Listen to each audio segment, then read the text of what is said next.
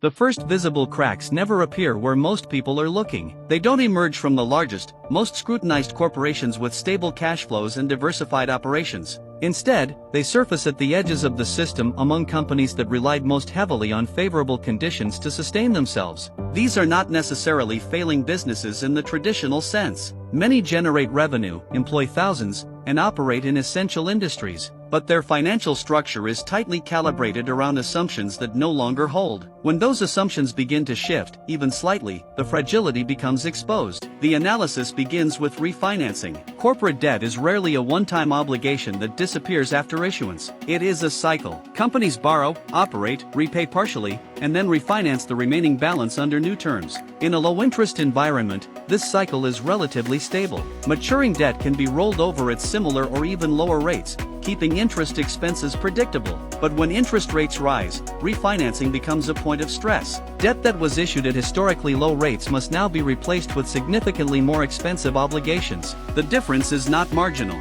Even a few percentage points increase in interest rates can translate into millions, or in some cases billions, of additional costs annually. This is where a critical misunderstanding takes hold. Rising interest rates are often framed as a macroeconomic tool to control inflation, which they are, but their impact on corporate balance sheets is more immediate and more mechanical. It is not just about future borrowing, it is about existing obligations that must be renegotiated under less favorable conditions. For companies with strong cash flows, this is manageable. For those operating with thin margins or high leverage, it becomes a constraint that limits every other decision. Investment is reduced, hiring slows, and cost-cutting measures intensify, not as a strategy for growth, but as a necessity for survival. The hidden system underlying this dynamic is the structure of leveraged loans and covenant-light debt. Over the past decade, lenders increasingly relaxed the conditions attached to corporate borrowing. Traditional debt agreements included covenants, rules that required borrowers to maintain certain financial ratios, such as debt-to-earnings levels. These covenants acted as early warning systems, forcing companies to address financial stress before it escalated. But in the search for yield, investors accepted weaker protections. Covenant-light loans became more common, allowing companies to operate with higher levels of risk without triggering immediate consequences. At first glance, this appears beneficial. Companies gain flexibility, avoiding premature intervention during temporary downturns. But this flexibility comes at a cost. Without strict covenants, problems are not addressed early, they are allowed to accumulate. By the time stress becomes visible, it is often more severe and more difficult to manage. The absence of early constraints does not eliminate risk, it delays its recognition. Evidence of this can be seen in the growing volume of leveraged loans and private credit markets. These are not fringe instruments. They represent a significant portion of corporate financing, particularly for mid-sized and highly leveraged companies. Unlike publicly traded bonds, these loans are often less transparent. Pricing is not always updated in real time, and the true level of risk can be obscured. This lack of transparency creates a disconnect between perceived stability and actual exposure. The implications extend beyond individual companies. When large volumes of debt exist in less transparent markets, the ability to accurately assess systemic risk diminishes. Investors may believe they are holding relatively stable assets, only to discover that liquidity is limited when they attempt to exit. This mismatch between expectation and reality becomes critical during periods of stress. Markets rely on the assumption that assets can be bought and sold efficiently. When that assumption breaks down, price discovery becomes volatile, and losses can accelerate. As this pressure builds, the escalation moves into a more visible phase. Credit spreads begin to widen. This is a subtle but powerful signal. The difference between yields on corporate debt and safer government bonds increases, reflecting growing concern among investors. Initially, this widening may appear modest, even routine, but it represents a shift in perception from confidence to caution. And in financial systems, perception often drives behavior as much as underlying fundamentals. Companies attempting to issue new debt during this period face a different environment than the one they were accustomed to. Investors demand higher returns to compensate for perceived risk. Some issuances are scaled back, others are delayed. In more severe cases, access to credit becomes constrained altogether. This is not because capital has disappeared, but because the conditions for accessing it have changed. Lenders become selective,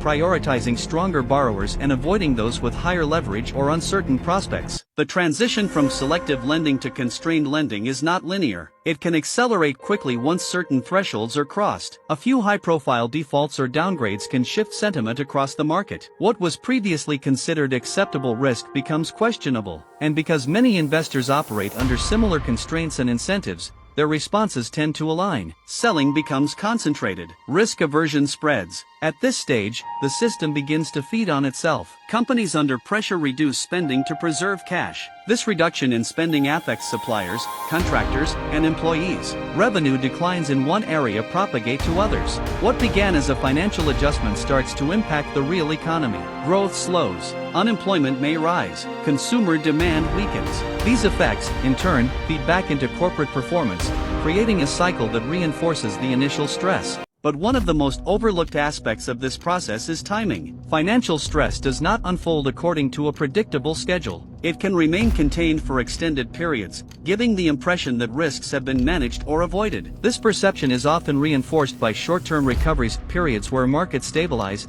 credit conditions improve slightly, and confidence returns. These intervals can be misleading. They are not necessarily indicators of resolution, but rather pauses within a larger adjustment process. During these pauses, the underlying structure remains largely unchanged. Debt levels do not disappear. They are restructured, extended, or temporarily supported. The fundamental dependency on favorable conditions persists, and as long as that dependency exists, the system remains sensitive to further shocks. The next phase of escalation is not driven solely by economics, but by constraints within the financial system itself. Institutions that hold corporate debt operate under regulatory and operational limits. They must manage risk, maintain liquidity, and meet obligations to their own stakeholders. When asset values decline or volatility increases, these institutions are forced to adjust their positions. This can involve selling assets, reducing exposure, or reallocating capital. These actions are not discretionary, they are embedded in the structure of the system. And when multiple institutions make similar adjustments simultaneously, the impact is amplified. Markets that once absorbed large volumes of transactions smoothly become strained. Price movements become more pronounced. Liquidity, which is often taken for granted,